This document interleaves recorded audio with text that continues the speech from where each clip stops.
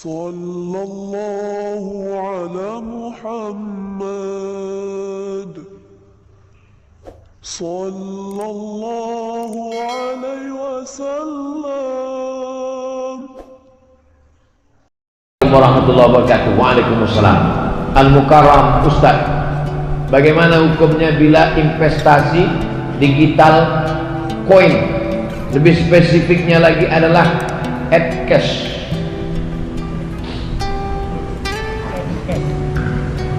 Dulu awal-awalnya jual belinya, bapak punya padi, saya punya ikan.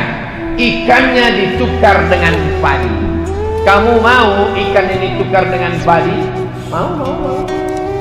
Karena nggak mungkin dia makan beras nggak pakai ikan. Saya pun nggak mungkin makan ikan nggak pakai nasi. Maka kita tukarlah. Ikan saya bagi 2, beras kamu bagi. Akhirnya setuju. Maka jual beli ini disebut dengan barter, bukan barcode. Ini yang paling tua, namanya barter. Kemudian maju lagi dari Yunani ada logam yang dicetak bulat-bulat, namanya dinar. Orang Yunani menyebutnya dinar.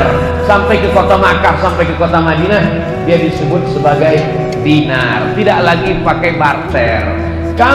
Saya punya dinar, saya bisa beli apapun dengan dinar ini. Bisa beli tanah, bisa beli onta, bisa beli gandum pakai dinar. 1 dinar itu 4,25 gram emas. Meningkat dari barter menjadi dinar dan dirham. Meningkat yang ketiga tidak lagi pakai dinar tidak bisa lagi dibawa, karena kalau sampai saya bawa dinar sekarang bisa dikejar maling.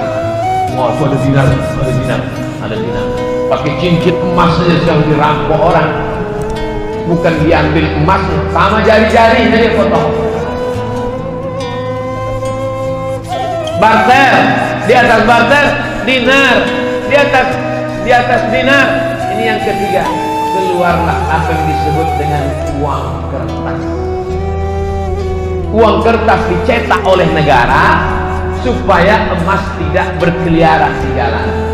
Di Indonesia ada berapa emas? Misal 1 ton emas dikeluarkan kertas senilai 1 ton. Negara hanya boleh mencetak kertas sebanyak emas di negara itu. Jadi kalau di negara itu emasnya cuma 50 kilo, maka boleh dicetak uang kertas senilai 50 kilo. Jadi di seluruh dunia ini yang paling banyak boleh dicetak kertas adalah di Pulau Jawa, karena disitulah emas yang paling banyak.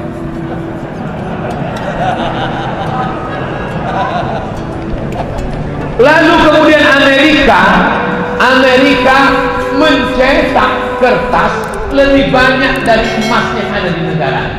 Ini yang pertama kali melanggar di dunia ini, Amerika. Dia cetak kertas, ternyata nilai emasnya tidak sebanyak itu. Di Amerika itu emas tidak terlalu banyak. Kenapa sekarang emas paling banyak di Amerika? Bukan dari tanah Amerika. Emas itu dibawa dari Papua, karena dia punya perusahaan di Papua. Dia stok emas dia bawa. Lalu kemudian Amerika melanggar itu. Dia cetak kertas banyak-banyak, emasnya tidak sesuai dengan itu. Tapi karena dia punya kekuasaan, dia menguasai dunia, akhirnya boleh negara mencetak uang kertas walaupun tidak senilai dengan emas yang ada di situ. Sudah 3: barter, dirham, dinar, kertas. Sekarang puncaknya yang keempat. Ini yang disebut dengan duit digital money. Produknya banyak, macam-macam, sama dengan uang kertas. Namanya uang kertas, tapi ada rial, ada ringgit, ada rupiah. Nah sekarang yang keempat ini digital money crypto. Jadi macam-macam dia. Duitnya nggak ada. Kalau kertas tadi masih ada kertasnya. Ini kertas. Yang ini digital money. Uangnya tuh di alam goib, nggak ada. tapi dia punya. Adanya cuma di handphone, cuma di laptop, disimpan di suatu tempat. Maka kesepakatan pertemuan ulama di Universitas Darussalam Gontor Ponorogo, ketemulah di situ pakar-pakar ekonomi Islam. Kesepakatannya dua. Yang pertama, sebagai alat tukar, sebagai alat tukar. Misalnya saya mau jual mobil saya, datang jamaah dari Masjid Jami Al-Mukarramah. Ustaz Somad, ya, saya mau beli mobil Ustaz. Mana uangnya? Uangnya di alam gaib Ustaz. Saya pakai uang digital sebagai alat tukar. Kalau saya mau, boleh. Saya terima uang digital kamu, ini kirim ke sini, saya simpan di akun ini, boleh sebagai alat tukar.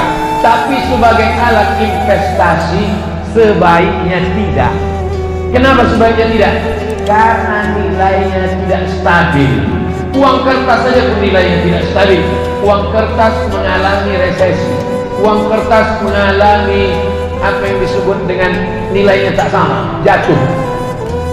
Harga kambing zaman Nabi dengan zaman sekarang pakai uang dinar sama, karena emas itu stabil. Makanya orang sekarang berbondong-bondong menyimpan emas. Emas tetap naik. Emas dulu 1 gram 500.000, sekarang emas sudah 1 juta. Nanti berganti zaman, berganti sedangkan uang. Makanya kalau ada orang pinjam uang, saya pinjam uang kamu 100.000 tahun 2020, dibayar tahun 2030 dengan 100.000, mau apa enggak? Saya enggak mau, karena dalam 10 tahun itu terjadi inflasi, nilai uang jatuh. Tapi kalau emas tidak jatuh, emas stabil. Nah, jadi ada satu usaha mau mengembalikan umat Islam ini kembali pakai emas, pakai mata uang emas. Kalau Eropa bisa pakai satu mata uang euro, umat Islam juga bisa pakai mata uang emas, dinar. Bisa atau tidak bisa? Bisa. Tapi umat yang paling bisa disatukan itu umat Islam. Tuhannya berapa?